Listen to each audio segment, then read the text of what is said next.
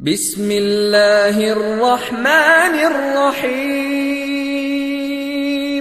قل هذه سبيلي أدعو إلى الله على بصيرة أنا ومن اتبعني وسبحان الله وما أنا من المشركين. كتاب الله دستوري كتاب الله دستوري وخير الخلق أسوتنا بسنته انجلى نوري لهدي الحق أرشدنا. كتاب الله دستوري وخير الخلق أسوتنا بسنته انجلى نوري لهدي الحق أرشدنا. كتاب الله دستوري وخير الخلق أسوتنا بسنته انجلى نوري لهدي الحق أرشدنا. لزمت محاضن القرآن فذكر الله يسعدنا. عرفنا إخوة الإيمان وللأخيار صحبتنا. تميزنا بكل الفن وتجمعنا محبتنا وصدق. السلام عليكم ورحمة الله وبركاته. إن الحمد لله نحمده ونستعينه ونستغفره ونعوذ بالله من شرور أنفسنا ومن سيئات أعمالنا. من يهده الله فلا مضل له ومن يضلل فلا هادي له. وأشهد أن لا إله إلا الله وحده لا شريك له وأشهد أن محمدا عبده ورسوله صلى الله تعالى عليه وعلى آله وصحبه وسلم تسليما كثيرا. أما بعد فأعوذ بالله من الشيطان الرجيم. الرحمن على العرش استوى.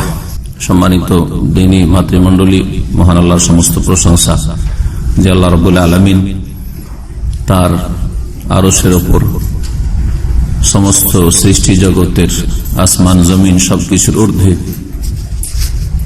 সমুন্নত। তিনি তার আরশে সমুন্নত থেকে সমস্ত সৃষ্টির যেখানেই সেসব সৃষ্টির অবস্থান হোক না কেন সম্মুখ খবর রাখেন এবং সবকিছুই তার পরিবেষ্টনীতে রয়েছে।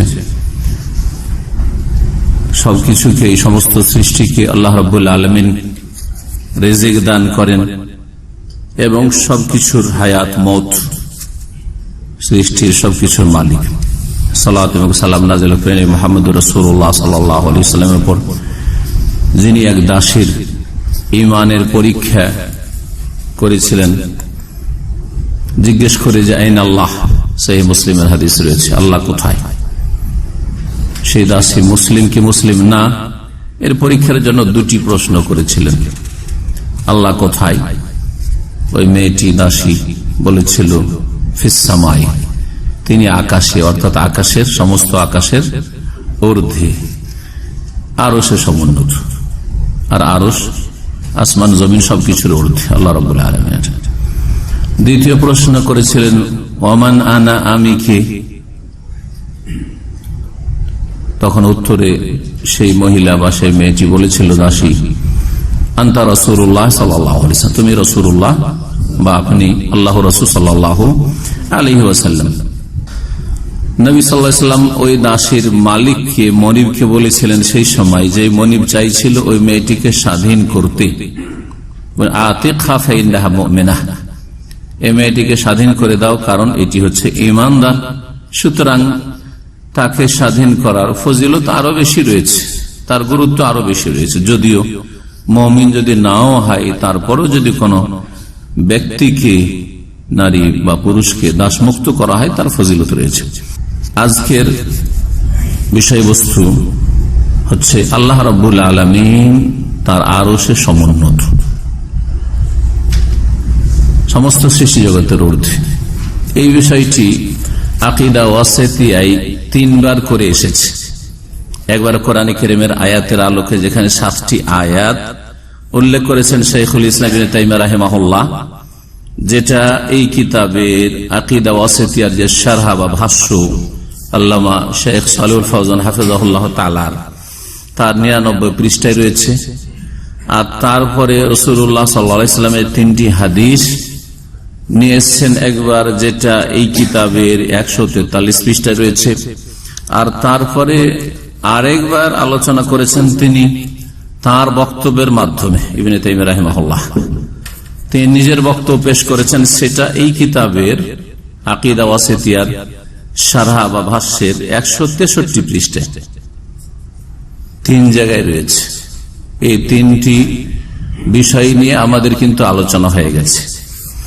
আমাদের আকীদা ওয়াসিতিয়ার যে ধারাবাহিক দর্শ বা আলোচনা চলছে তার 22টি পর্ব অলরেডি হয়ে গেছে, তাই না?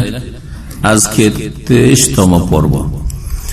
আজকে নতুন একটি আলোচনা, যেটা কোরআন কারীম কালামুল্লাহ এই সম্পর্কে রয়েছে, সেটা আগামী সপ্তাহে ইনশাআল্লাহ হবে। আজকে হবে এই বিষয়টি, যে বিষয়টি নিয়ে ভারত, বাংলাদেশ, পাকিস্তানে জনগণ তো দূরের কথা, আলেম সমাজের মধ্যে ভ্রান্তি রয়েছে, দলালাত রয়েছে, গুমরাহি রয়েছে।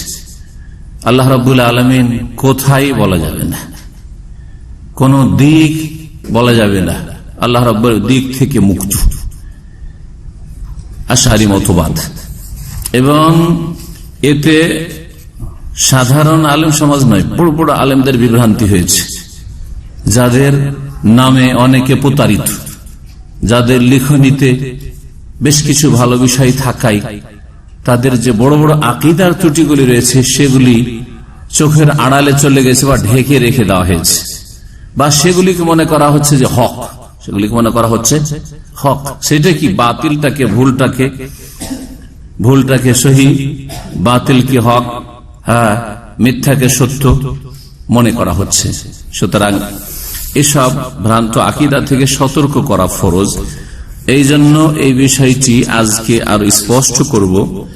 আকীদা ওয়াসিতিয়া থেকে প্রথম, আর তারপরে প্রসিদ্ধ একটি তাফসীর রয়েছে, যেটা সহিহ সুন্নাহ ভিত্তিক তাফসীর নয়।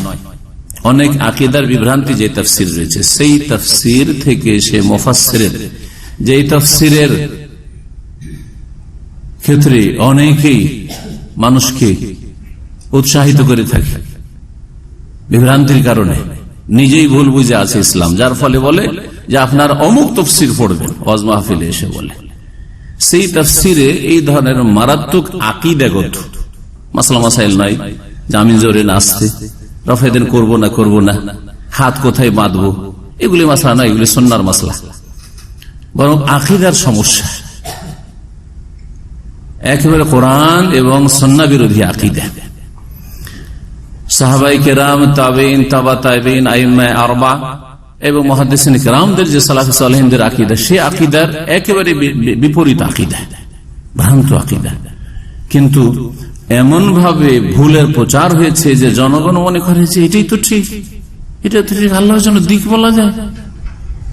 কেউ বললো আল্লাহ সর্বত্র বিরাজমান, কেউ বললো আল্লাহ কলবে কলবে, হ্যাঁ, যত কলব তত আল্লাহ, যত কল্লা তত আল্লাহ, হ্যাঁ, সবকিছুতেই বিরাজমান, ইত্যাদি ইত্যাদি।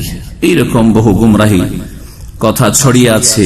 এইসব গুমরাহি থেকে সতর্ক যদি না করা হয় আর মানুষ যদি ফিরে না আসে, তো বড়ই গুমরাহির মধ্যে অন্ধকারে থেকে মরে যাবে, আর নাজাত বড় মুশকিল হয়ে যাবে। আসুন আপনাদেরকে প্রথম আকীদা ওয়াসিতিয়া থেকে শোনাই, পৃষ্ঠা নম্বর 99। বলছেন শেখ সালেহুল ফওজান হাফিজাহুল্লাহ তাআলা, ইমাম ইবনে তাইমিয়া রাহমাতুল্লাহ আলাইহি যে আয়াতের কালেকশন গুলি, তার উপর একটা করে তিনি অধ্যায় কায়েম করেছেন, হ্যাঁ, হেডলাইন। সেটা হচ্ছে ইসবাতু ইস্তিওয়াইল্লাহি আলা আরশিহি, আল্লাহর আরশে সমুন্নত থাকার প্রমাণ। আল্লাহ তার আরশে সমুন্নত এর প্রমাণ। পুরা দর্শ করবো না, কারণ পুরা দর্শ হয়ে আছে, 7টি আয়াতের ব্যাখ্যা, তাফসীর এবং কি বলতে চাই সব বলা আছে। পর্বটা 11 নম্বর পর্ব, একাদশ পর্ব, 11 নম্বর পর্বে বিস্তারিত আলোচনা আছে। এখানে 7টি জায়গায় কোরআনে কারিমে রয়েছে আল্লাহ কোথায় আছেন, আরশে। আল্লাহ কোথায় আছেন, আরশে। এই 7টি আয়াতের একটি আয়াত সূরা আরাফে, প্রথম সূরা আরাফের আয়াত নম্বর 54, তারপরে সূরা ইউনূসের আয়াত নম্বর 3, সূরা রাদের আয়াত নম্বর হচ্ছে 2, সূরা তাহার আয়াত নম্বর 5, আর রহমান আলাল আরশে ইস্তাওয়া যে আয়াতটি, সূরা ফুরকান আয়াত নম্বর 59, সূরা সাজদার আলিফ লাম মিম সাজদা বলছেন আল্লাহুল্লাযী খালাকাস সামাওয়াতি, যেটাকে সূরা সাজদা বলা হয়, সেটাকে এখানে আলিফ লাম মিম সাজদা বলেছে। সূরা সাজদার আয়াত নম্বর হচ্ছে 4, তারপরে সূরা হাদীদের আয়াত নম্বর হচ্ছে 4। এই 7টি আয়াত এখানে উল্লেখ করেছেন ইমাম ইবনে তাইমিয়া রাহিমাহুল্লাহ তাআলা। এবং এই যে ইস্তেওয়া শব্দটি, প্রত্যেকটি আয়াতে ইস্তেওয়া শব্দটি এসেছে। ইস্তেওয়ার অর্থ সম্পর্কে, মানা সম্পর্কে আরবি ভাষাতে এর অর্থ কি হয়, আরবিক টু আরবিক। ইস্তেওয়া আরবি শব্দ, এর আরবিতে কি কি অর্থ হইতে পারে, এই ক্ষেত্রে শেখ সালেহুল ফওজান হাফিজাহুল্লাহ তাআলা বর্ণনা করেছেন ওয়ালাহু ফি লুগাতিল আরাবে আরবাতু মানি। ইস্তাওয়া শব্দটির আরবি ভাষা বা আরবদের মাতৃভাষায় 4টি অর্থ হয়ে থাকে, মানে 4টি প্রতিশব্দ রয়েছে ইস্তাওয়ার। একটা হচ্ছে আলা, আলা মানে উপরে হওয়া, সমুন্নত। ওয়ারতাফা, ওর মানে হচ্ছে উঁচা হওয়া বা উপরে হওয়া। ওয়াসায়েদা, আরোহণ করা, চড়া। ওয়াস্তাকাররা, আর সমাসীন হওয়া। ওয়াস্তাকারা মানে কোথাও স্থান গ্রহণ করা, ইস্তাকার কোথাও স্থির হওয়া। এই 4টি অর্থ বলছেন ওয়াহাযিহিল মানিল আরবাতু তাদুরু আলাইহা তাফাসিরুস সালাফ লিল ইস্তিওয়া। এই 4টি যে অর্থ রয়েছে, এই 4টি অর্থের চারিদিকেই ঘুরছে সালাফে সালিহিন, সাহাবায়ে কেরাম, তাবেঈন, তাবা তাবেঈন, স্বর্ণযুগের মানুষ বা উলামায়ে কেরামদের তাফসীর ইস্তিওয়া শব্দের, যা এই আয়াতে কারিমাগুলিতে বর্ণিত হয়েছে। আল ওয়ারিদু ফি হাযিল আয়াতিল কারিমা, এই যে 7টি আয়াত। আল্লাহর আরশ কোথায়? আল্লাহ তো আরশে সমুন্নত, কিন্তু আল্লাহর আরশ কোথায়? আর এক বিদাতি দল কলবে করবে আল্লাহর আরশ। আরে মুমিনের কলবই তো আল্লাহর আরশ। তাহলে তো আবার ফিরে চলে আসলে আরশ সব জায়গায়, সবার ভিতরে, আপনার ভিতরে আছে, তাই না? কাফেরের ভিতরে আছে, ওরও কলব আছে। এটা হচ্ছে হুলুলি বা ওয়াহদাতুল ওজুদের আকীদা, এই কুফরি আকীদা বা সুফিদের। সবকিছুতে আল্লাহ। তাহলে আল্লাহ যখন আপনার কলবের ভিতরে আছে, তো কেউ যদি নিয়ত করে যে আমি আল্লাহ মনে করে আমি এই লোকটাকে সিজদা করছি, তাহলে তো দোষের কথা করলো না, তো আল্লাহকে সিজদা করবো। তোর নিয়ত তো বলছে আল্লাহকে সিজদা করবো। হ্যাঁ, এই আকীদা তো হিন্দু ধর্মের, যে আমরা মূর্তি সবকিছুতেই বিরাজমান, তো মূর্তিতে উপরওয়ালা আছে। কিছু না দেখে যদি সিজদা করি তো মনটা লাগে না, কিন্তু দেখে যখন সিজদা করবো তো মনটা লাগছে। এই যে হিন্দু ধর্ম, প্রতিমা পূজার ধর্ম, সব ভ্রান্ত আকীদা। এই ছিল আয়াত। এখন হাদিস গুলোতে যাই আমরা। 143 নম্বর পৃষ্ঠাতে দেখেন 3টি হাদিস আছে, যাদের কাছে কিতাব আছে দেখতে পারেন। বলছেন এটা আমাদের আলোচনার 17তম পর্ব ছিল, বা 18 এরকম, 17 এরকম 16-17তে। এখানে 3টি হাদিস নিয়ে এসছেন ইমাম ইবনে তাইমিয়া রাহিমাহুল্লাহ তাআলা। আর শেখ সালেহুল ফওজান অধ্যায় কায়েম করছেন হাফিজাহুল্লাহ তাআলা, ইসবাতু উলুবিল্লাহি আলা খালকিহি ওয়াসতিওয়াহু আলা আরশিহি। আল্লাহ রাব্বুল আলামিনের সৃষ্টির ঊর্ধ্বে হওয়া এবং তার আরশে সমুন্নত থাকা। সৃষ্টির ঊর্ধ্বে আছেন আল্লাহ রাব্বুল আলামিন, সমস্ত সৃষ্টির, আর আরশে সমুন্নত আছেন। তারপরে তখন একটি দোয়া নিয়ে এসেছেন অসুস্থ ব্যক্তির ঝাড়ফুঁকের ক্ষেত্রে, রাব্বুনাল্লাযী ফিস সামাই, আমাদের রব কোথায়? আকাশে, মানে আকাশের উপরে, ফিস সামাই আলাস সামাই, এই বলে হাদিসটি। তারপরে দ্বিতীয় হাদিস নিয়ে এসেছেন, যেই ব্যক্তি বেয়াদবি করেছিল নবী করিম সাল্লাল্লাহু আলাইহি সাল্লামের সামনে, মুনাফিক অথবা বেদুইন, সে বেয়াদবি করে, ইয়া রাসূলুল্লাহ লাম তা'দিল, আপনি ইনসাফ করলেন না, সুবিচার করলেন না, কাউকে বেশি দিলেন, কাউকে কম দিলেন। আউযু বিল্লাহ। নবী করিম সাল্লাল্লাহু আলাইহি ওয়াসাল্লাম সেই সময় বলেছিলেন আক্ষেপ করে, আলা তা'মানুনি ওয়া আনা আমিনু মান ফিস সামাই, আমাকে তোমরা আমানতদার, বিশ্বস্ত মনে করতে পারলে না, অথচ আমি হচ্ছি বিশ্বস্ত সেই সত্তার কাছে, মান ফিস সামাই, যিনি আকাশের উপরে। ফি মানে আল্লাহ। যেমন ফেরাউনের যুগের ওই জাদুঘরদেরকে যে ফেরাউন কি করেছিল, শুলে চড়িয়েছিল, তো সেখানে কোরআনে কি রয়েছে, ওয়ালা ওয়াসাল্লিবান্নাকা ফি জুযুইন নাখলি, তোমাদেরকে খেজুরের গাছে ফি আছে ওখানে, খেজুরের গাছে কি করব? ঝুলাবো, মানে শুলে চড়াবো। তো খেজুর গাছে ফাঁসিতে চড়াবো, শুলে চড়াবো, তো খেজুর গাছের ভিতরে তো না, ফি মানে এখানে আলা জুজিয়ে না খেলে খেজুর গাছের ওপরে। জি হ্যাঁ, তো ফি আলার অর্থে আরবি ভাষায় হয়, এটা সাধারণ আরবি ভাষীও জানে। তৃতীয় হাদিস ছিল ওই যে দাসীর হাদিস, আইন আল্লাহ কালা ফিস সামা কালা মান আনা কালা আনতা রাসূলুল্লাহ কালা আতিকা ফাইন্না মুমিন, রাওয়াহু মুসলিম। সহিহ মুসলিমের হাদিস 537 নম্বর হাদিস। জি, তাহলে 3টি হাদিস আর 7টি আয়াত দেখি জানলাম যে আল্লাহ কোথায়? আরশে সমুন্নত।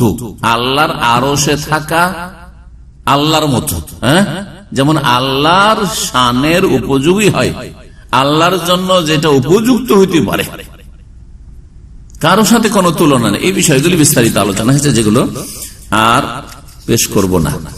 তারপরে দেখুন ইবনে তাইমিয়া রাহিমাহুল্লাহ 163 পৃষ্ঠায় কি বলেছেন।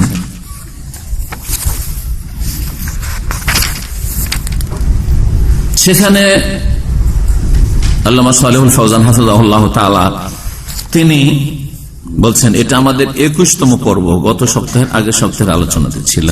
ওজুবুল ঈমানে বিস্তিওয়াইল্লাহি আলা আরশিহি, আল্লাহর আরশে সমুন্নত হওয়ার উপর ঈমান রাখা ফরজ, ওয়াজিব। ওয়া উলুহি আলা খালকিহি, এবং তিনি তার সৃষ্টির ঊর্ধ্বে, সমস্ত সৃষ্টি জগৎ আল্লাহ সৃষ্টি, যেমন আমরা তেমন 7 আসমান, হ্যাঁ, আরশ কুরসিও আল্লাহর সৃষ্টি, ঠিক না? তো আল্লাহ আরশ কুরসির 7 আসমানের সবকিছুর ঊর্ধ্বে, মানে সৃষ্টির কোথাও ভিতরে না, যে আল্লাহ রাব্বুল চারিদিকে আল্লাহ কোন সৃষ্টি আছে না, আল্লাহ সমস্ত সৃষ্টির ঊর্ধ্বে। ও মাইয়াতে, তার সাথে সাথে আল্লাহ আরশে সমুন্নত, আল্লাহ সমস্ত সৃষ্টির ঊর্ধ্বে, তার সাথে সাথে তিনি তার সৃষ্টির সাথেও। এই মর্মে যে আয়াত এবং দলিল রয়েছে সেটাও আল্লাহর ক্ষেত্রে উপযোগী, আল্লাহর ক্ষেত্রে কোনো দ্বন্দ্ব নেই। সেটা আপনার আমার ক্ষেত্রে দ্বন্দ্ব হতে পারে, কারণ আমরা সৃষ্টি। আর এই উভয় বিষয়ের মাঝে কোনো বিরোধ নেই, যে আল্লাহ আরো সে সৃষ্টির ঊর্ধ্বে আর আল্লাহ আবার আমাদের সাথে, দুটোতে কোনো বিরোধ নেই। বিরোধ কার মগজে ঢুকবে? যার মগজে আল্লাহকে প্রথম তুলনা করে ফেললো, যে আমাদের তো এটা হয় না, যে আমার ওপরে আছে আবার নিচে আছে, এটা কেমন হতে পারে? না, আল্লাহ কারোর সাথে কোনো কিছুর সাথে তুলনা চলবে না। এতে বিস্তারিত আলোচনা করেছেন শাইখুল ইসলাম ইবনে তাইমিয়া রাহিমাহুল্লাহ তাআলা। আর শেষখানে তিনি বলছেন যে চন্দ্র তো আমাদের সাথে থাকে, এটাও তো আমরা বলি, অথচ চন্দ্র কত দূরে আছে। তো চন্দ্র আল্লাহর সামনে, আল্লাহর ক্ষুদ্র সৃষ্টি, সেই সম্পর্কে যদি বললেন চাঁদ আমার সামনে, এখানে থাকলে আপনার সাথে, চাঁদ আপনার সামনে, বলছে চাঁদ আমার সাথে, দেশে বাংলাদেশে গেল আমার সাথে, অস্ট্রেলিয়া গেল আমার সাথে, আমেরিকা কানাডা গেল আমার সাথে, এই চাঁদ। অথচ আল্লাহর সামনে আল্লাহর ক্ষুদ্র সৃষ্টি। তো আল্লাহ রাব্বুল আলামিন তার আরশে সমুন্নত সমস্ত সৃষ্টির ঊর্ধ্বে থেকে আপনার আমার সাথে, কোনো বিরোধ নেই এতে। তাই বলছেন ওয়া হুয়া সুবহানাহু ফাওকা আরশিহি, আল্লাহ সুবহানাহু ওয়া তাআলা তার আরশের উপরে, কিন্তু রাকিবুন আলা খালকিহি, তিনি তার সৃষ্টি জগৎকে পর্যবেক্ষণ করছেন। মুহাইমিনুন আলাইহিম, এবং তার আধিপত্য সমস্ত সৃষ্টির উপর রয়েছে। মুত্তালিউন আলাইহিম, সবকিছুর সূক্ষ্ম খবর রাখছেন। ইলাগায়ে যালিকা মানি রুবুবিয়াতিহি, এছাড়াও যেসব অর্থ আল্লাহ রাব্বুল আলামিনের সাথে হওয়ার হতে পারে, আমভাবে খাসভাবে, দুটোর বিস্তারিত আলোচনা এর আগে করা হয়েছে। তো এই ছিল আল্লাহ রাব্বুল আলামিন সম্পর্কে। আল্লাহ রাব্বুল আলামিনের আরশ কোথায়? এ কথা বলতে গিয়ে বলা হয়নি। কোথায়? সমস্ত সৃষ্টির, মানে জমিনের আর আসমানের, 7 আসমানের ঊর্ধ্বে আল্লাহর আরশ কুরসি, আর আল্লাহ রাব্বুল আল্লাহু ফাওকাল আরশ, আল্লাহ আরশের উপরে, আসমানের উপরে আল্লাহ রাব্বুল আলামিনের আরশ। এটা প্রমাণ হলো এই যে হাদিস আব্বুনাল্লাযী ফিস সামাই, তারপরে আমিনতুম মান ফিস সামাই সূরা মুলকে রয়েছে, তোমরা কি নির্ভীক ভয় করো না সেই সত্তাকে, সেই জাতি পাককে, যিনি আকাশের, মান ফিস সামাই, যিনি আকাশের উপরে রয়েছেন। এই ছিল যা আপনারা পড়েছেন এখন পর্যন্ত। প্রায় এই কিতাবের অর্ধেকের বেশি আলোচনা হয়ে গেছে, তাতে একটা গুরুত্বপূর্ণ বিষয়। আর একটি বিষয় আছে আকীদা ওয়াসিতিয়ার পৃষ্ঠা নম্বর 70, সেটা হচ্ছে আল্লাহ রাব্বুল আলামিনের আগমন। আল্লাহ আসবেন কখন? হাসরের মাঠে, কিয়ামতের দিনে, বিচার দিবসে মানব জাতির, জিন জাতির হিসাব নেওয়ার জন্য, বিচারের জন্য আল্লাহ রাব্বুল কি করবেন? আসবেন। এখন আল্লাহ আসবেন না আর কিছু আসবেন? বলেন, আল্লাহ আসবেন। এটা হচ্ছে আহলে সুন্নাত ওয়াল জামাতের আকীদা। এটা হচ্ছে সাহাবায়ে কেরামের আকীদা, যারা রাসূলুল্লাহ সাল্লাল্লাহু আলাইহি ওয়াসাল্লাম থেকে নিয়েছেন, তাবেঈনরা সাহাবায়ে কেরাম থেকে নিয়েছেন, তাবেঈনরা তাবেঈনদের থেকে নিয়েছেন, আর তাবেঈন তাবেঈনের যুগের আইম্মায়ে কেরাম, চার ইমাম আবু হানিফা, শাফি, মালিক, আহমদ, আর মুহাদ্দিসিন কেরাম, বুখারী, মুসলিম, সমস্ত আইম্মায়ে কেরামরা এই আকীদার উপরেই যুগ যুগ ধরে ছিল। তারপরে আশারি মতবাদ, আর এই মাতুরিদি মতবাদ, আর এইরকম, তারপরে গ্রিক দর্শন, আর এইরকম মেলা গুমরাহি মুতাজিলাদের মতবাদ, এই সমস্ত মানুষকে গুমরাহ করেছে আকীদার ক্ষেত্রে। আল্লাহ রাব্বুল আলামিনের আগমন সম্পর্কে আপনাদেরকে শোনাই। পৃষ্ঠা নম্বর 70, আকীদা ওয়াসিতিয়ার যে শারহ আছে শেখ সালেহ ফওজান হাফিজাহুল্লাহ তাআলা, তাতে শেখ সালেহ ফওজান হাফিজাহুল্লাহ বলছেন, যিকরু মাজিইল্লাহি সুবহানাহু লিফাসলিল কাদাই বাইনা ইবাদিহি আলা মা ইয়ালিকু বিজালালিহি। আল্লাহ সুবহানাহু ওয়া তাআলার আগমনের আলোচনা, জিকির মানে আলোচনা, বর্ণনা। আল্লাহ সুবহানাহু ওয়া তাআলার আগমনের আলোচনা কিসের জন্য? লিফাসলিল কাযাই, বিচার ফয়সালার জন্য, বাইনা ইবাদিহি, তার বান্দা সৃষ্টি জগতের মাঝে, আলা মা ইয়ালিকু বিজালালিহি, যেমনটা আল্লাহর জন্য উপযোগী হইতে পারে আশা। তার আশাটা আমাদের আশার মতো না, তার আগমনটা আমাদের আগমন। আমরা কিন্তু সৃষ্টি অন্য অন্য বিষয় বস্তুগুলি ঘিরে আছে, ঠিক না? এই প্লেসটা আপনাকে আমাকে ঘিরে আছে, ঘিরে নাই? আমার ডান আছে, বাম আছে, সামনে আছে, পিছনে আছে, যে জায়গাগুলো আছে, এই জায়গাটুকু কি করেছে? আমাকে আপনাকে ঘিরে আছে। আল্লাহর ক্ষেত্রে প্রযোজ্য এটা না, এটা নয়। তো এই জন্য আল্লাহর জন্য যেমন আশাটা উপযোগী হয়, আমাদের আশা আর যাওয়া মানে আমরা কি বুঝি? যদি আমি এখান থেকে চলে যাই তো আমার চেয়ারটা খালি, ঠিক না? যখন আপনারা এখান থেকে আমাদের ক্লাস বা আলোচনা হয়ে যাবে, যখন চলে যাবে, তখন এই চেয়ারগুলি সব খালি, এই হলটা খালি। তো আল্লাহ রাব্বুল আলামিন আগমন মানে এই নয় যে আল্লাহ এক জায়গায় ছিলেন, ওখান থেকে যখন চলে আসলেন, আরশ থেকে প্রথম আসমানে চলে আসলেন, তখন প্রথম আসমানে আসলেন তো আল্লাহর আরশ খালি। আর আল্লাহ রাব্বুল আলামিন যখন হাসরের মাঠে আসলেন, তখন যেখানে আগে ছিলেন সেই খালি না। এইসব কথা অচল, চলবে না। এইসব কথা আপনার মগজে আসা মানে আল্লাহকে কার সাথে তুলনা করলেন? আপনার সাথে, আমার সাথে, সৃষ্টি জগতের সাথে তুলনা করলেন। আমাদের ক্ষেত্রে এটা হয় যে আমরা এক প্লেস থেকে আরেক প্লেসে গেলে আগের প্লেসটি শূন্য। জি, এখানে তিনটি আয়াত নিয়ে এসছেন ইমাম ইবনে তাইমিয়া রাহিমাহুল্লাহ আল্লাহর আগমন সম্পর্কে। তার মধ্যে একটি আয়াত সূরা বাকারার আয়াত নম্বর 210, কি আছে তাতে? হাল ইয়ানজুরুনা ইল্লা ইয়াতিয়াহুমুল্লাহু ফি যুলালিম মিনাল গামামি ওয়াল মালায়েকাতু ওয়া কুদিয়াল আমরু।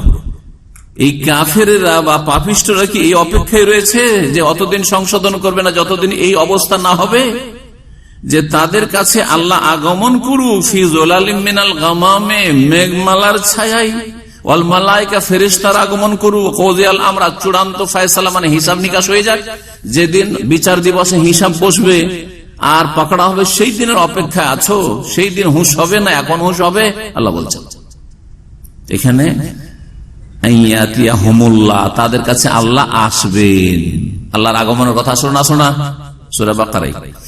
দ্বিতীয় আয়াত হচ্ছে সূরা আনআমের আয়াত নম্বর 158। আল্লাহ বলছেন, হাল ইয়ানজুরুনা ইল্লা আন তাতিয়াহুমুল মালায়েকাতু আও ইয়াতিয়া রাব্বুকা আও ইয়াতিয়া বাযু আয়াতি রাব্বিকা।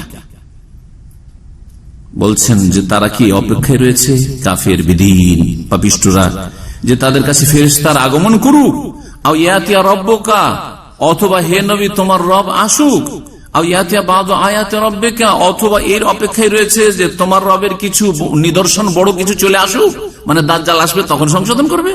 পশ্চিম দিক থেকে সূর্য উঠে বড় বড় যখন আলামত লক্ষণগুলি কিয়ামতে চলে আসবে, নিদর্শন, তখন সংশোধন করবে। তখন কোথায় সংশোধন? শেষ।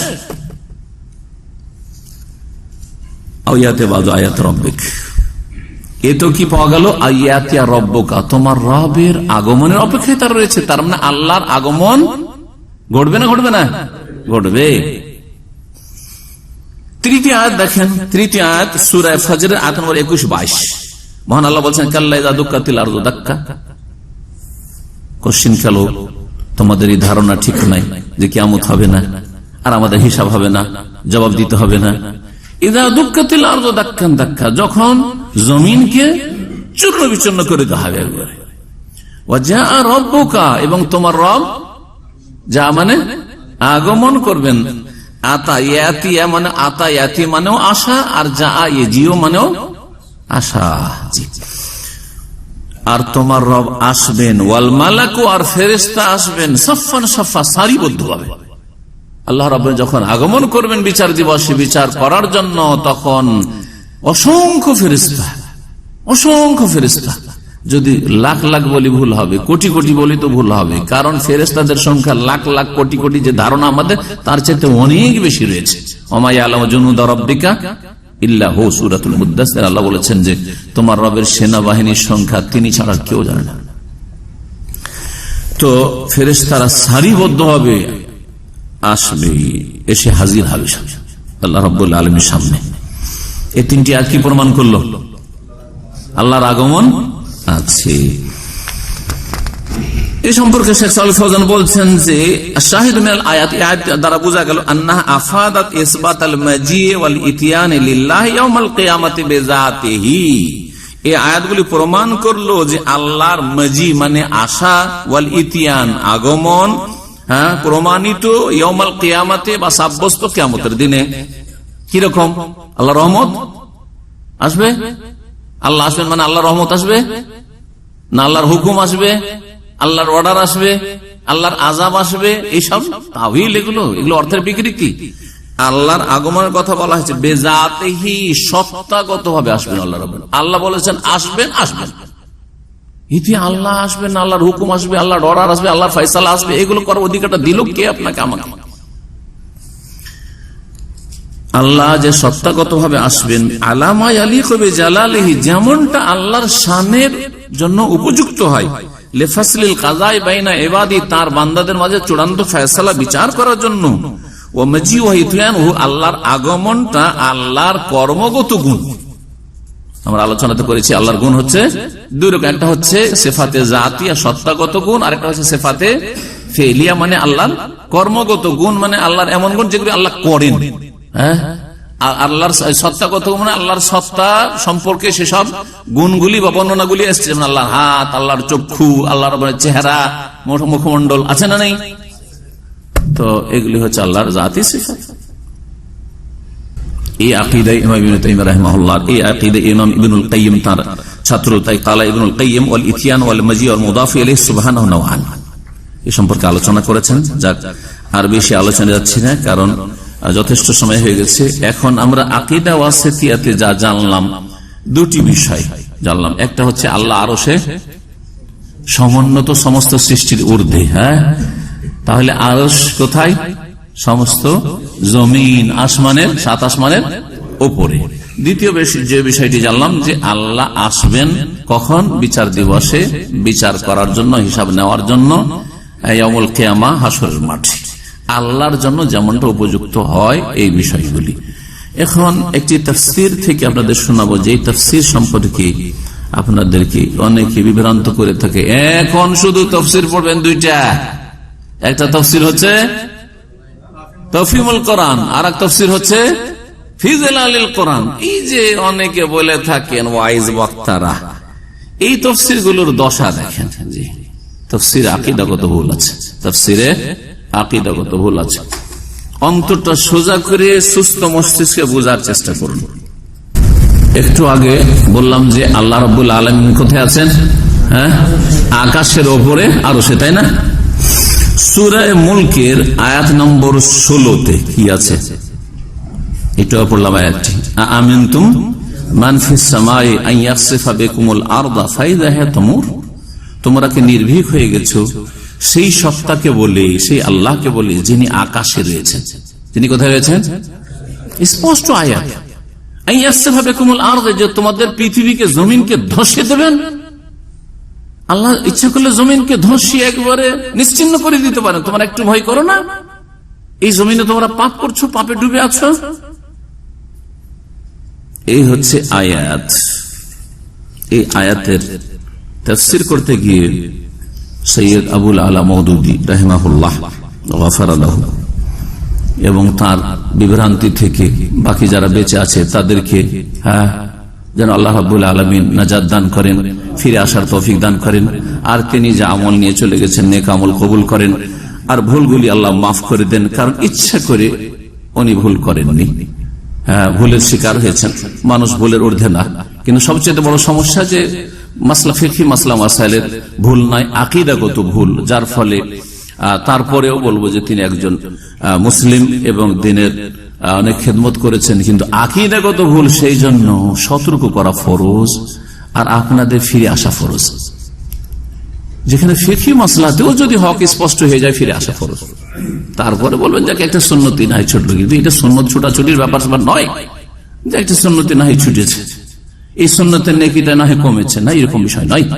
সুতরাং একটু ঠান্ডা মেজাজে বোঝার চেষ্টা করেন যে এই ভুলগুলি কত বড় ভুল আর এগুলি থেকে ফিরে আসা কত বড় ফরজ। টিকা নম্বর 25 আমি আপনাদেরকে শোনাবো উর্দু তাফসির থেকে, কারণ বাংলা তাফসির আমার কাছে সবগুলি নেই, যদিও এক দুটো তো ফিমেল কোরআনের ছিল, কিন্তু উর্দুগুলি সবগুলি আলহামদুলিল্লাহ এক ভাই জাযাহুল্লাহ খায়র তার কাছে ছিল, সবগুলি দিয়ে গেছেন। শেখ তৌসিফুর রহমান হাফিজাহুল্লাহ তাআলা, পাকিস্তানের যে ভালো একজন উর্দুর দায়ী, তিনি সবগুলি কিতাব 25-30টা কিতাব আমাকে দিয়ে গেছেন। আর সবগুলিতে সুবিধা করা আছে কি ওনার এইটুকু কাজ করা আছে যে পাতা নম্বর গুলি দিয়ে উনি শুরুতে রেখে দিয়েছেন, এখানে পাতা নম্বর গুলি দেওয়া আছে, আমাকে শুধু পাতা নম্বরটা দেখতে হবে, আপনাদের পড়ে শুনাইতে হবে, সুবিধা হয়েছে। জি, বাংলা নিয়ে আসলে এক তো পড়ার জন্য লম্বা একটা সময় ব্যয় করতে হবে, খুঁজি আর না হয় গোটাটাই এপার থেকে ওপার পড়ে শেষ করতে হবে, আর তারপরে আপনাদের সামনে তারপরে সেই কিতাবগুলি নিয়ে আসা এখানে। আর এইরকম যেগুলিতে এই আকীদাগত ভুল ভ্রান্তি আছে সেই কিতাবগুলি এখানে নিয়ে আসাও হচ্ছে বেআইনি, আইন বিরোধী কাজ। এই জন্য উর্দু থেকে পড়ে শোনাচ্ছি আর তার বাংলায় তর্জমা করে দেবো। উর্দু থেকে পড়াতে একটা ফায়দা আছে যে উর্দু হচ্ছে অরিজিনাল কিতাব মাওলানা মওদুদীর, বোঝা গেছে না? তিনি উর্দু ভাষায় লিখেছেন, তিনি আরবি ভাষার কোন স্কলার ছিলেন না, উর্দু ভাষায় কিতাব লিখেছেন। তার মাতৃভাষা উর্দু ছিল, তার সাহিত্যিক ভাষা উর্দু ছিল, তার লেখাপড়ার ভাষা উর্দু ছিল। ভারতের মানুষ পাকিস্তান হিজরত করেছিলেন। জি হ্যাঁ, তো বলছেন এই আয়াতের তাফসীর, আয়াত কি শোনাইলাম? আমিনতুম মান ফিস সামাই, তোমরা কি নির্ভীক ভয় করো না সেই সত্তাকে যিনি আকাশে রয়েছেন। এখানে শুনেন উনি কি বলছেন। বলছেন টিকা নম্বর 25 इसका ये मतलब नहीं है कि अल्लाह ताला आसमान में रहता है। এই আয়াতের অর্থ এটা নয় যে আল্লাহ আসমানে আছেন, বুঝা গেছে না? बल्कि ये बात इस लिहाज से फरमाई गई है कि इंसान फितरी तौर पर जब खुदा से रुजू करना चाहता है, খোদা আল্লাহকে খোদা বলা এটাও আপত্তিকর, কারণ 99টির নামের কোন একটি নাম খোদা না। তো আমাদের দেশে যে হুজুররা খোদায় তালা আর খোদা অন্ধ, এটাও একটা বিদাতি কথা, তারপরে চলে আসছে আমাদের, এখন পর্যন্ত চালাচ্ছে বিদাতি হুজুর, বিদাতি আলেম আর কোরআন সুন্নাহ অনুসারে আলেমের মাঝে এটা একটা পার্থক্য যে আমরা জীবনেও খোদা বলবো না, খোদা হাফেজ না, কি বলবো? আল্লাহ হাফেজ। কোরআনে কারীমে খোদা হাফেজ আছে না আল্লাহ হাফেজ আছে? ইয়াকুব আলাইহিস সালাম ফাল্লাহু খায়রুন হাফিজান ওয়া হুয়া আরহামুর রাহিম, ছেলেদেরকে বলছে ফাল্লাহু খায়রুন হাফিজান, আল্লাহ উত্তম হেফাজতকারী। আমাদের অনেক ভাইয়েরা অনেক কিছু শিখার পরও আচ্ছা যাচ্ছি ভাই খোদা হাফেজ, কেন খোদা হাফেজ? হ্যাঁ, আল্লাহ বলতে কষ্ট লাগছে নাকি আপনাকে? বদ অভ্যাস কেন আপনাদের? জি হ্যাঁ, তারপরে বিদায়ের সময় সুন্নতি দোয়া, এটা আল্লাহ হাফেজ নয়, সুন্নতি দোয়া হচ্ছে বিদায় নেওয়া দেওয়ার ক্ষেত্রে আস্তাউদুল্লাহ দীনাকুম ওয়া আমানাতাকুম ওয়া খাওয়াতিম আমালিকুম। জি হ্যাঁ, কিন্তু এমনি আমার বানানো দোয়া বলছি, এই হিসাবে যদি বলি, সেটা যদি আমারও জানা থাকে আপনার জানা থাকে সেটা আলাদা বিষয়, কিন্তু সুন্নতি দোয়া মুখস্থ করলাম না আর সারা জীবন শুধু আল্লাহ হাফেজ করলাম, এটা একটা প্রশ্ন চিহ্ন। বোঝা গেছে না? আপত্তিকর কথা। তো বলছেন যে কেন আল্লাহ আসমানের কথা বলা হলো, আমিনতু মান ফিস সামাই, তোমরাকে ভয় করো না সেই সত্তাকে যিনি আকাশে। বলছেন যে এই জন্য বলা হয়েছে যে ইনসান ফিতরি তौर पर जब खुदा से रुजू करना चाहता है, মানুষ যখন প্রাকৃতিক ভাবে আল্লাহর দিকে প্রত্যাবর্তন করে তো আসমান কি তরফ দেখতে হয়? কোন দিকে তাকায়? আল্লাহর দিকে তাকায়। প্রাকৃতিক ভাবে তাকায়, সেই জন্য আল্লাহ বলেছেন। দেখেন কোন ভুল ব্যাখ্যা। অথচ আপনাদেরকে এর আগে শুনিয়েছি যে আল্লাহ যে সৃষ্টির ঊর্ধ্বে, এর দলিল কোরআনে কারিমে আছে, রাসূলুল্লাহ সাল্লাল্লাহু আলাইহি ওয়াসাল্লামের হাদিসেও আছে, আর মানুষের নেচার প্রকৃতিতে আছে। এটা হলো দলিলুল ফিতরা। আমাদের প্রকৃতিতে একটা দলিল আছে কি, যে আমাদের নেচারটা কোন দিকে যায়, আল্লাহকে খোঁজার জন্য উপরে। এটাই দলিল যে আল্লাহ উপরে আছে। কিন্তু উনি উল্টে দিচ্ছেন, বলছেন না না, আল্লাহ উপরে নাই, বরং মানুষের প্রকৃতি উপর দিকে যায়, সেই জন্য আল্লাহ মানুষের অনুযায়ী বলেছেন। কিভাবে উল্টে দিলেন, গোলমাল করে, তাই না? কিন্তু এই গোলমালগুলি কি সাধারণ মানুষ বুঝবে? তফসির পড়তে বলছেন ভুল তফসির। दुआ मांगता है तो आसमान की तरफ हाथ उठाता है, दुआ चाहे तখন কোন দিকে হাত উঠায়? आकाशेर दिखे उठाए। किसी आफत के मौके पर सब सहारों से मायूस होता है तो आसमान का रुख करके खुदा से फरियाद करता है। যখন সবকিছু থেকে নিরাশ হয়ে যায় যে আমি নিরুপায় হয়ে গেছি, তখন কোন দিকে? আকাশের দিকে চেয়ে কি করে? खुदा से फरियाद करता, আল্লাহর কাছে কি করে? ফরিয়াদ করে। कोई नागहानी बला आ पड़ती है, कोई बाला मुसीबत असले तो कहता है ये ऊपर से नाजिल हुई है। যদি বালা মুসিবত আসে তাহলে আমার ওপর থেকে কি হয়েছে? বালা মুসিবত নাজিল হয়েছে। গैर मामूली तौर पर हासिल होने वाली चीज के मुताल्लिक कहता है ये आला बाला से आई है। অসাধারণ কিছু নিয়ামত যদি পায়, কি করে আপনি এত দূর এগিয়ে গেলেন বা এটা পেলেন? বলছে উপরের দান। হ্যাঁ বলে না? এই জন্য বলেছে আল্লাহ আসলে উপরে টুপরে না, কিন্তু যে মানুষের প্রকৃতিটা এটা রাখা আছে, সেই জন্য বলা হয়েছে এই আয়াতে। अल्लाह ताला की भेजी हुई किताब को कुतुबे समावी आसमानी किताब कहा जाता है। आसमानी किताब বলছি না আল্লাহর কিতাব বলি, এইটাকে মানে না যে আসমান থেকে আল্লাহ নাজিল করেছেন। বলছে এটা কেন বলা হয় आसमानी किताब? अल्लाह ताला की भेजी हुई किताबों को कुतुबे समावी या कुतुबे आसमानी कहा जाता है। আসমানি কিতাব বলা হয়, কিন্তু আল্লাহ যে উপরে আছেন আর ওই দিক থেকে নাজিল করেছেন আসমানি কিতাব, ওইটা রাজি না। এই ব্যাখ্যা মানতে রাজি না। দেখেন তারপরে সহিহ মুসলিমের হাদিসটা উনি বর্ণনা করছেন যে আইন আল্লাহ কালা ফিস সামায়ে। বলছেন আবু হুরায়রা की रिवायत है कि एक शख्स एक काली लौंडी को लेकर आया, रसूलुल्लाह सल्लल्लाहु अलैहि वसल्लम की खिदमत में हाजिर हुआ और अर्ज किया कि मुझ पर एक मोमिन गुलाम आजाद करना वाजिब हो गया है, क्या मैं इस लौंडी को आजाद कर सकता हूँ? हुजूर सल्लल्लाहु अलैहि वसल्लम ने इस लौंडी से पूछा अल्लाह कहाँ है? उसने उंगली से आसमान की तरफ इशारा कर दिया। तो এটা তো স্পষ্ট দলিল যে আল্লাহ কোন দিকে আছে।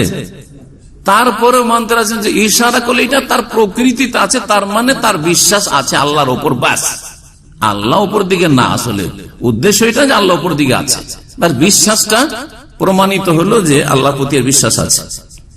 আশ্চর্যের কথা। তাহলে কি করলেন?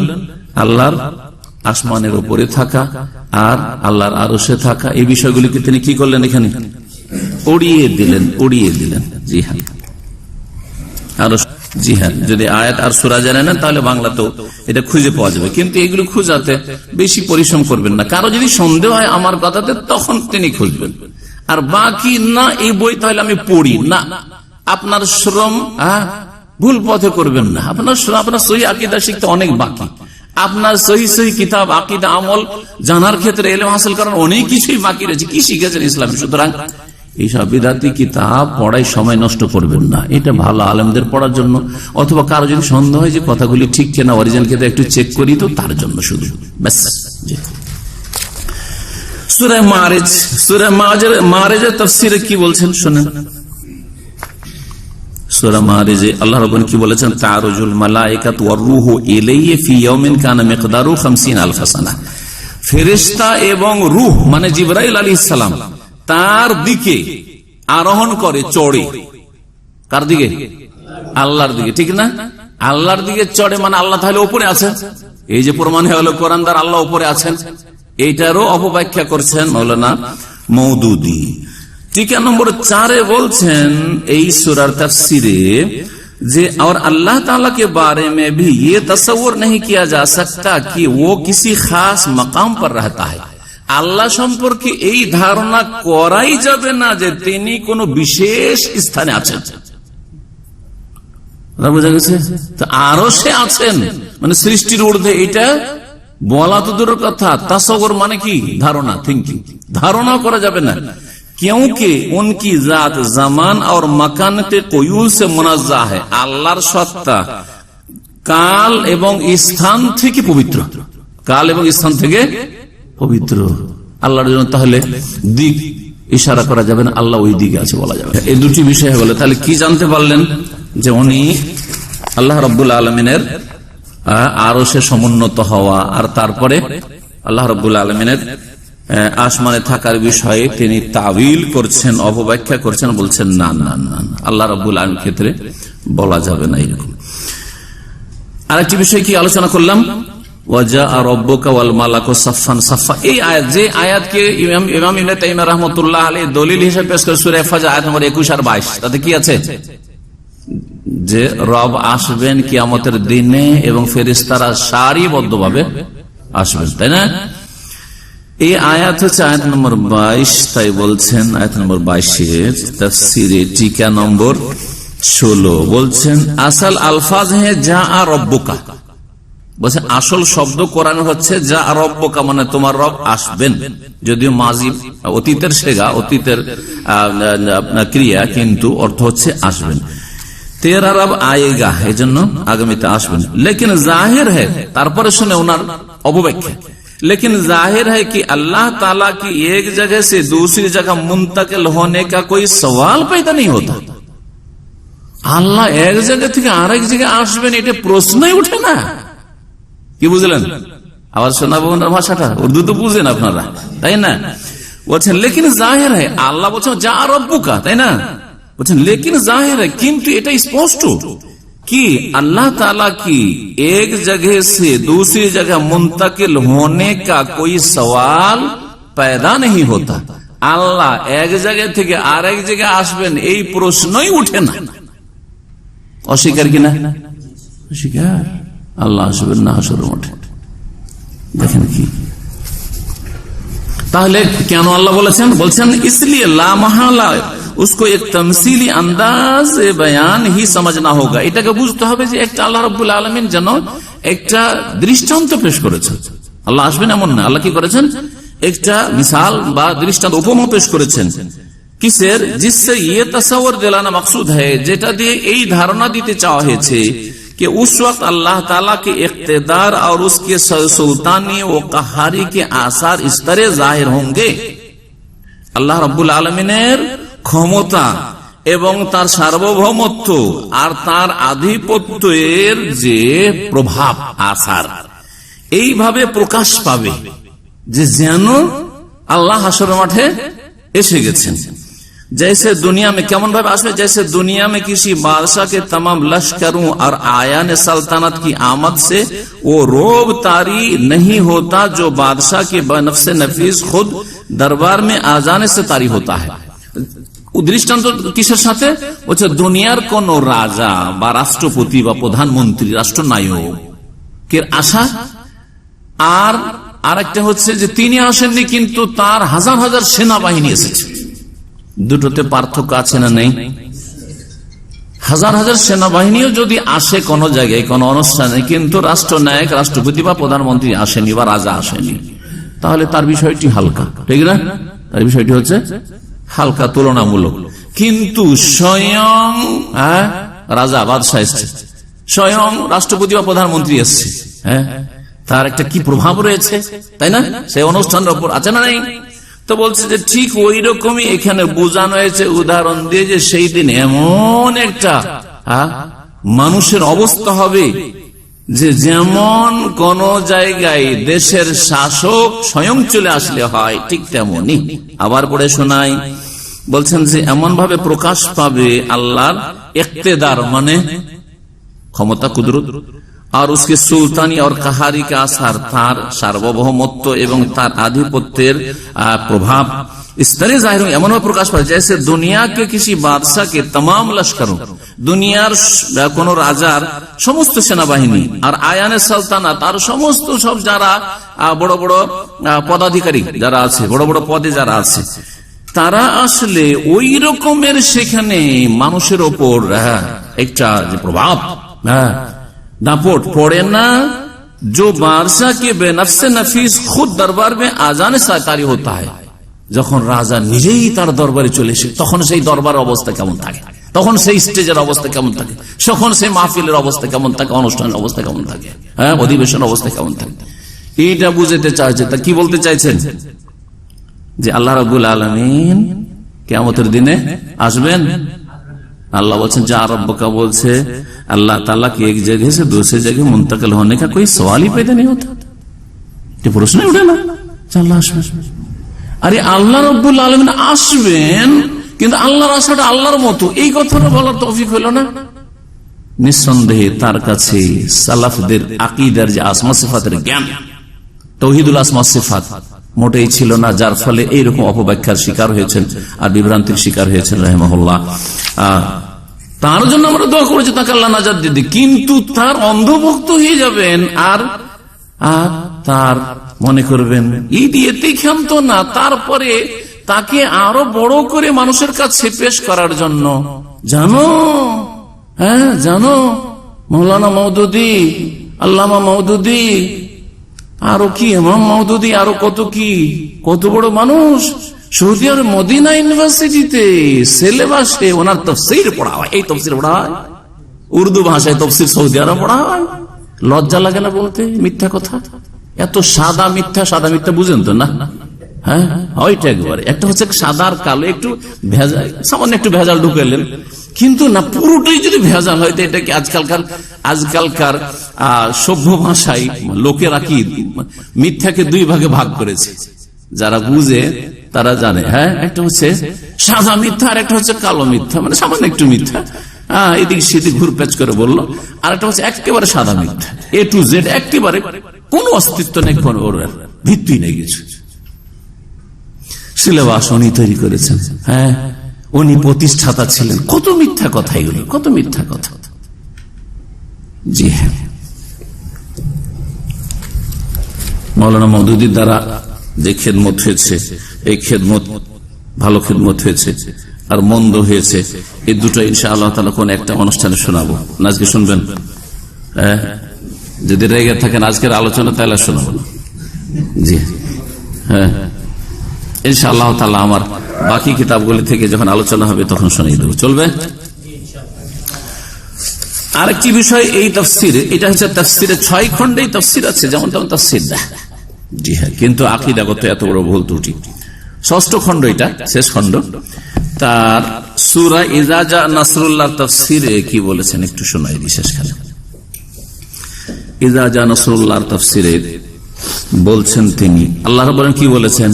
ইযা জা নাসরুল্লাহি ওয়াল ফাতহু ওয়া রাআইতান নাস ইয়াদখুলুনা ফি দীনিল্লাহি আফওয়াজা ফাসাব্বিহ বিহামদি রাব্বিকা ওয়াস্তাগফিরহু ইন্নাহু কানা তাওয়াবা।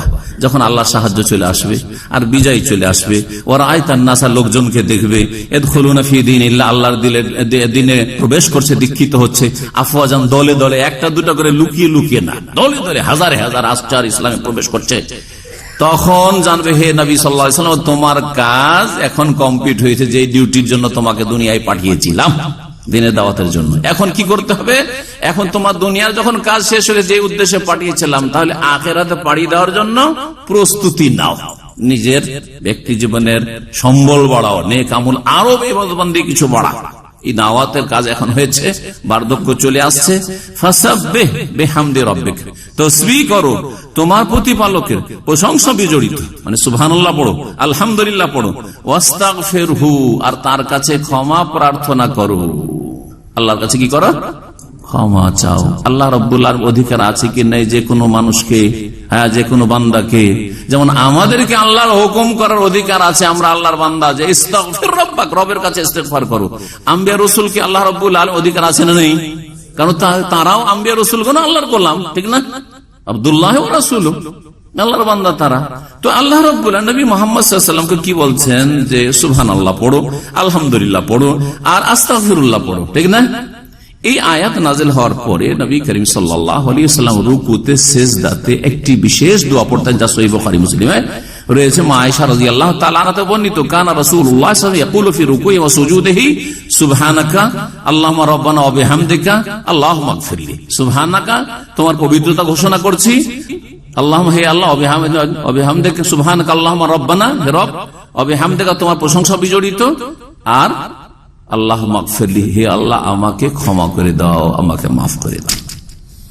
আচ্ছা, মাপ যে ক্ষমা চাইতে হবে, শুধু ভুল করলে ক্ষমা চাইতে হবে না এমনিও ক্ষমা চাইতে হবে? ক্ষমা চাইলে শুধু গুনাহ মাফ হয় না, আরো কিছু হয়। ক্ষমা চাইলে কারো গুনাহ থাকলে গুনাহ মাফ হয়, গুনাহ না থাকলে নেকি বাড়ে। হ্যাঁ, আর কি হয়? মর্যাদা উঁচা হয়। যে কোনো নেক আমল করলে তিনটি বেনিফিট ভালো করে মনে রাখবেন। যে কোনো নেক আমল করেন, গুনাহ মাফ হয়, তাকফিরুল লিসাইয়্যাত, রাফউল লিদারাজাত, ওয়া জিয়াদাতুন ফিল হাসানাত।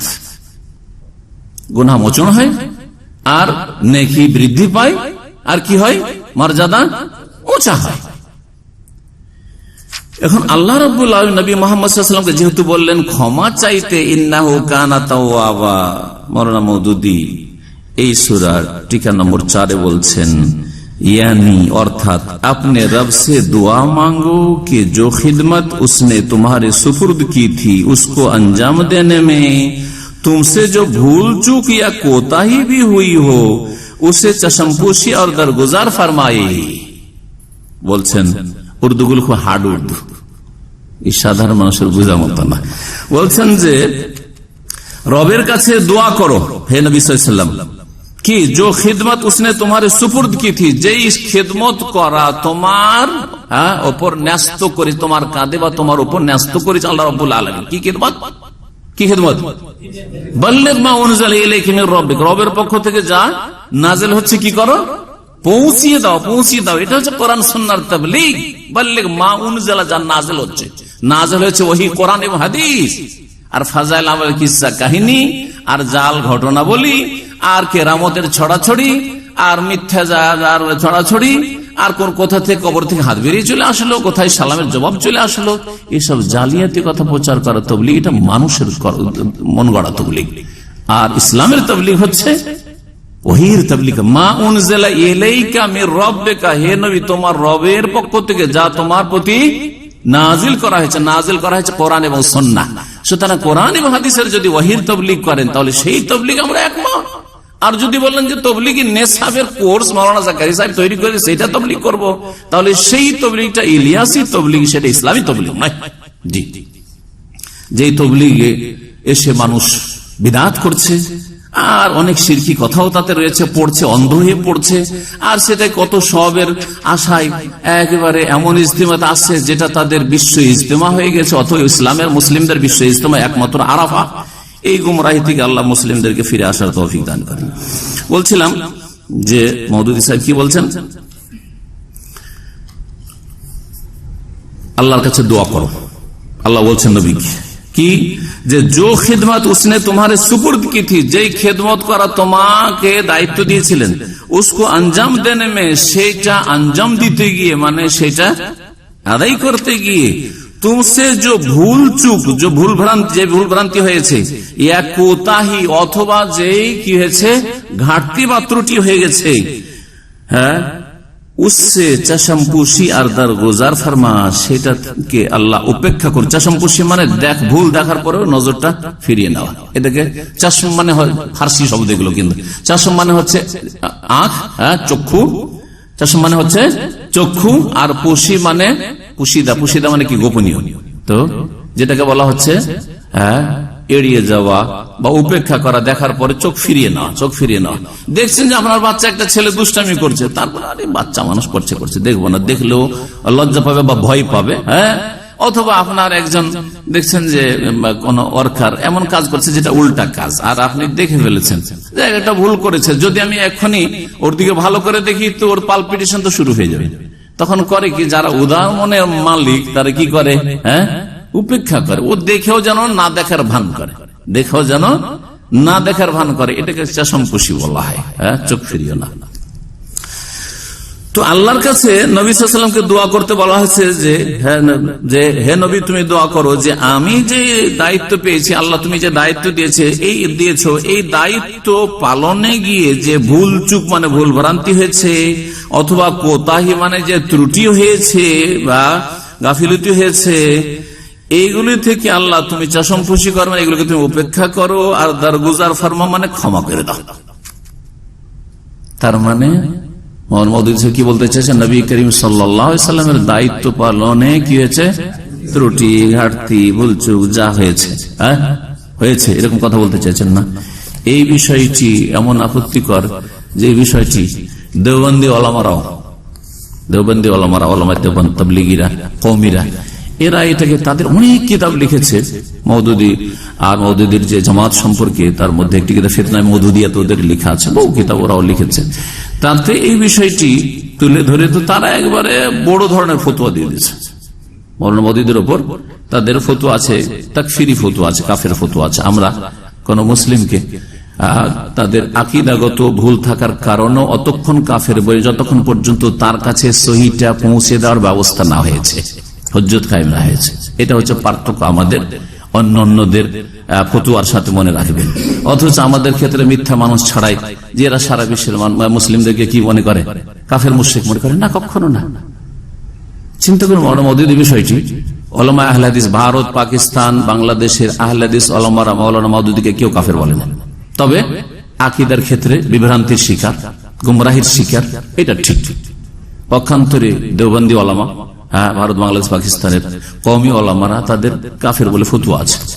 এই কথার জন্য যে নবীর ভুল হয়েছে বা এই ধরনের আরো বেশ কিছু বিষয়কে তারা তুলে ধরে। তো এই কথাটি বলার উদ্দেশ্য হচ্ছে যে আমরা মধ্যমপন্থী, চরমপন্থী না। জি, মানুষের আকীদাগত ভুল, তারপরেও জরুরি যে সে কাফের হয়ে যাবে, হতে পারে তার অজ্ঞতা ছিল, আল্লাহর কাছে তার ওজর আছে। আপনি বা আমি কি তার এই অজ্ঞতা দূর করার বা তার এই যে ভুল ধারণা দূর করার জন্য চেষ্টা চালিয়েছি বা ওখান পর্যন্ত পৌঁছিয়েছি আমাদের কথা কিনা? তারপরে যদি তিনি অস্বীকার করে থাকেন তখন অন্য বিষয় হতে পারে। বেশ কিছু শর্ত রয়েছে কাউকে কাফের বলার জন্য, আর বেশ কিছু বাধাও রয়েছে, শুরুত এবং মাওয়ানে। এগুলো হচ্ছে জওয়াবেতুত তাকফির, যেগুলো আমাদের ভারত, বাংলাদেশ, পাকিস্তান অনেক আলেমরা, বিশেষ করে বিদাত তারা তো খেয়ালই রাখে না। কার ওপর আক্রোশ হলো, দিল কাফের ফতোয়া, কিন্তু কাফের ফতোয়া দিয়ে যে নিজেই কাফের হয়ে গেলেন এর খবর নাই। আল্লাহ রাব্বুল আলামিন যেন হেদায়েত দান করেন এবং সব ক্ষেত্রে মধ্যম পন্থা অবলম্বন করার তৌফিক দান করেন। আর মধ্যম পন্থা হচ্ছে কোরআন সুন্নাহর দলিল মোতাবেক চলা, আর যারা কোরআন সুন্নাহর বিপরীত ভ্রান্ত আকীদা আছে তাদের থেকে উত্তম পন্থায় সতর্ক করা। এখানে আজকের আলোচনা শেষ করছি। তবে যে কথাটি বললাম যে নবী করিম সাল্লাল্লাহু আলাইহি ওয়াসাল্লামকে আল্লাহ ক্ষমা চাইতে কেন বললেন? মওলানা মওদুদি বললেন যে ত্রুটি হয়েছে, ঘাটতি হয়েছে বা ভুল হয়েছে, তাই না? এই কথা বলার দরকার ছিল না। বলতে যে কোনো মানুষ, যে কোনো মুসলিম যতই বড় হোক না কেন, বা যে কোনো নবী যতই বড় নবী হোক না কেন, তারপরেও তিনি আল্লাহর বান্দা, সুতরাং তার মর্যাদা উঁচু করার জন্য তিনি ইস্তিগফার করবেন, তার নেকি বাড়াবার জন্য তিনি ইস্তিগফার করবেন। তারপরেও আমরা বান্দা হিসাবে আল্লাহ রাব্বুল সকলেই গোলাম, আনতুমুল ফুকারা ইলাল্লাহ, সবে আল্লাহর মুখাপেক্ষী। সুতরাং আল্লাহর মাগফিরাতের মুখাপেক্ষী, যেমন আমরা তেমন আম্বিয়া রাসূলগণ আল্লাহ রাব্বুল আলামিনের রহমত মাগফিরাতের সবাই মুখাপেক্ষী। নবী মুহাম্মদ রাসূলুল্লাহ সাল্লাল্লাহু আলাইহি ওয়াসাল্লাম কি বলেছেন? ইন্নাহু লা ইয়াদখুলু আহাদুকুমুল জান্নাতা বিআমালিহি। এই হাদিসটা দিয়ে শেষ করছি। শুনে রাখো, কোশ্চিন কালেও তোমাদের কোন ব্যক্তি নিজের আমল দিয়ে, ঈমান দিয়ে জান্নাতে যেতে পারবে না। সাহাবীরা জিজ্ঞাসা করলেন, ওয়ালা আনতা ইয়া রাসূলুল্লাহ, এমনকি আপনিও? আরে ইভেন আপনিও? আমরা নয় আমল দিয়ে জান্নাত যেতে পারবো না, কিন্তু আপনি রাসূলুল্লাহ, আপনি সাইয়্যিদুল মুরসালিন, আপনি খাতামুন নবীন, আপনার মাধ্যমে কত লোক হেদায়েত হচ্ছে, আর কত লোক কিয়ামত পর্যন্ত কুফরি আর পাপ থেকে যে হেদায়েত হবে, আপনিও নিজের আমল দিয়ে জান্নাত যেতে পারবেন না? নবী সাল্লাল্লাহু আলাইহি ওয়াসাল্লাম এই কথা বললেন যে না, আমি পারবো। বলেন ওয়ালা আনা, এমনকি আমিও নিজের আমল দিয়ে জান্নাতে যেতে পারবো না, ইল্লা আইয়াতাগাম্মাদানি আল্লাহু বিরাহমাতিন মিনহু, তবে আল্লাহ যদি, আরেকটি হাদিস রয়েছে, তবে আল্লাহ যদি আমাকে তার রহমত এবং মার্জনা মাগফিরাত দিয়ে ঢেকে নেন। তো রহমতের মুখাপেক্ষী, আল্লাহর মাগফিরাতের মুখাপেক্ষী সকলে, কেউ কম কেউ বেশি, নবী করিম সাল্লাল্লাহু আলাইহি সাল্লাম। এবং অবশ্যই রহমত এবং মাগফিরাতে ঢেকেছেন, তাই আল্লাহর সবচেয়ে উচ্চ মর্যাদা রাসূলুল্লাহ সাল্লাল্লাহু আলাইহি ওয়াসাল্লামকে দিয়েছেন, সবচেয়ে উচ্চ মর্যাদা দিয়েছেন। কিন্তু এইভাবে তাফসীর করা বড় আপত্তিকর হয়ে গেছে। যেটা চিন্তা করুন আপনি, যে নবী সাল্লাল্লাহু আলাইহি সাল্লামের এই ভুল হয়েছে, সে ভুল হয়েছে, সেই জন্য আল্লাহ ক্ষমা চাইতে বলেছেন। না, ভুল না হলেও ক্ষমা চাইতে বলবেন আল্লাহ রাব্বুল আলামিন, ভুল না হলেও ক্ষমা চাইতে বলবেন। এই জরুরি নয় যে আমি সালাম ফেরার পরে আস্তাগফিরুল্লাহ আস্তাগফিরুল্লাহ আস্তাগফিরুল্লাহ করব, যদি আমার জানা থাকে যে আজকে ভুল করেছি তাহলে, নাকি? চিন্তা করেন তো আপনি, আমরা করছি না যারা সুন্নতি তরিকায় নামাজ পড়ছি সালাম ফেরার পরে আস্তাগফিরুল্লাহ আস্তাগফিরুল্লাহ আস্তাগফিরুল্লাহ, না আপনাকে দেখতে হবে যে আজকে ভুল করেছি কি করিনি। যদি দেখে জোহর আসর মাঝখানে তো কোনো ভুল করিনি, জোহর পড়ে খেয়েছি আর তারপর শুয়ে গেছি, আর তারপর দুইটা নামাজ পড়তেছি, তাহলে আস্তাগফিরুল্লাহ পড়বেন না পড়বেন? পড়তে হবে। জি হ্যাঁ, তো ঠিক ওই রকমই নবী করিম সাল্লাল্লাহু আলাইহি ওয়াসাল্লামের কি আল্লাহ ইস্তিগফার করতে বলছেন, এর মানে এই না যে নবী সাল্লাল্লাহু আলাইহি ওয়াসাল্লামের ভুল ত্রুটি আমাকে দর্শাইতে হবে বা হইতে হবে, না, অবশ্যই না। তো আল্লাহ রাব্বুল যেন আমাদেরকে হক কথা বোঝার তৌফিক দান করেন এবং হকের অনুসারী হওয়ার তৌফিক দান করেন। আল ভুল ভ্রান্তি থেকে আল্লাহ রাব্বুল মুক্ত হওয়ার তৌফিক দান করেন। যারা দুনিয়া থেকে মারা গেছেন ভুলের উপর, আর তাদের সঠিক জিনিস জানার ব্যবস্থা হয়নি, তাদেরকে আল্লাহ যেন মাফ করে দেন। আর যারা এখন বেঁচে আছেন ভুলের উপর, আল্লাহ যেন তাদের ভুল থেকে, বিভ্রান্তি থেকে, দলালা থেকে ফিরে আসার তৌফিক দান করেন। আর যারা হেদায়েতের উপর আছেন তাদেরকে আল্লাহ শুকরিয়া আদায় করার তৌফিক দান করেন যে আল্লাহ আমাকে আপনাকে হেদায়েত দান করেছেন, এবং এর উপর যেন আল্লাহ ইস্তিকামা, অটলতা দান করেন। হতে পারে যে কালকে কোন ফিতনার শিকার হয়ে যেতে পারে, বহু মানুষ, ভালো মানুষ গুমরাহ হয়ে যাচ্ছে। সুতরাং কখন আপনি ভাববেন না যে সহি আকীদা পেয়ে গেছি তো অনেক বড় কাজ করে ফেলেছি। হতে পারে যে আপনার নসিবে বিভ্রান্তি থাকতে পারে। এই জন্য আপনি সব সময় সতর্ক থাকবেন সমস্ত রকমের আকীদা, আমলের, আখলাকের গুমরাহি থেকে, বিভ্রান্তি থেকে, এবং আল্লাহর কাছে দোয়া করো ইস্তেকামার জন্য যে আল্লাহ আমাকে ইস্তেকামা দান করো, অটলতা দান করো, দিনের উপর সাবিত রাখো, অটল রাখো, দিনের উপর প্রতিষ্ঠিত রাখো। এবং রব্বানা লা তুযিগ কুলুবানা বাদা ইয হাদাইতানা ওয়া হাব লানা মিন লাদুনকা রাহমাতান ইন্নাকা আনতাল ওয়াহ্হাব। ওয়া সাল্লাল্লাহু সাল্লাম আলা নবিয়িনা মুহাম্মদ ওয়া আলা আলিহি ওয়া সাহবিহি আজমাইন। كتاب الله دستوري وخير الخلق أسوتنا بسنته